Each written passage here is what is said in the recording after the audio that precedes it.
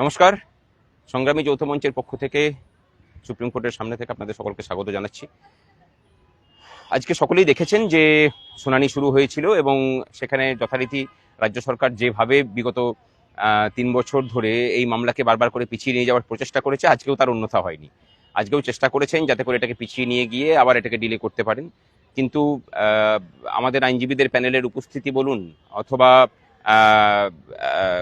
মানে সমস্ত ব্যাপারটাকে যদি মানে লক্ষ্য করেন তাহলে তার যে কার্যকারিতা, এই সমস্ত কিছু নিয়ে আজকে যেটা দাঁড়ালো যে মানে জাজরা আজকে ডিটারমাইন করেই নিয়েছেন যে এই মামলাকে আর পিছোতে দেওয়া যাবে না। কর্মচারীদের যে অধিকার বারবার করে মানে বঞ্চিত হচ্ছে, সরকার ইচ্ছা করে করছে, আমার মনে হয় মানে মাননীয় বিচারপতিদের মাথাতেও সেটা ঢুকেছে এবং তারা বলেছেন যে আগামীকাল থেকে পরপর শুনানি হয়ে এই মামলা শেষ হবে।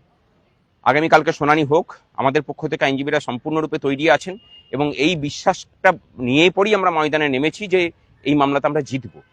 এই জেতার জন্য আমাদের পক্ষ থেকে সর্বোচ্চ প্রচেষ্টা হয়েছে। আমরা অনেকে বলেছিলেন, আমরা প্রথমে বলেছিলাম যে করব, তারপরে গোপাল সুব্রমণিয়ামজিকে আমরা নিয়েছি, আজকে উনি উপস্থিত হয়েছিলেন, আগামীকালকেও থাকবেন।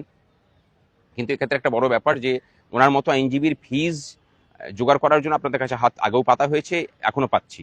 এটা যদি কন্টিনিউ শুনানি চলে তাহলে কিন্তু আপনাদের সহযোগিতার প্রয়োজন। মানে এই সহযোগিতাটা শুধুমাত্র খুব কম কম করে দিয়ে হবে না, হাত ভোটে না দিলে পরে এই পরিমাণ ফিজ তোলা সম্ভব নয়।